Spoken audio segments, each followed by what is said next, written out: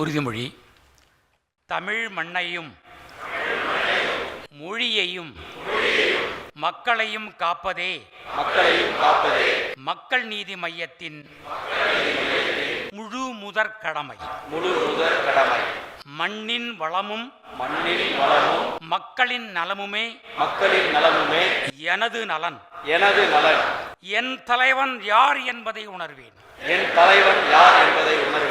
என் சொல்லால் சிந்தையால் செய்கையால் தலைவருக்கும் மக்கள் நீதி மையத்திற்கும் மகத்துவம் சேர்ப்பேன். கட்சியின் சொல் எனக்கு கட்டளை.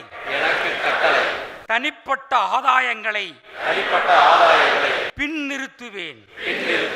கூட்டு முயற்சியே சாதனைகளின் முதற்படி என்பதை உணர்வேன்.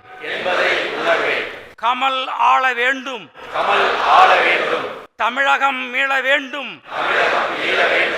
என்பதே நம் லட்சியம். நம்மவரே வரப்போவதும் நல்ல ஆட்சி தரப்போவதும் நிச்சயம். நேர்மையுடன் திறமையுடன் துணிவுடன் வெற்றிக்கு கடுமையாக உழைப்பேன். நாளை நமதே.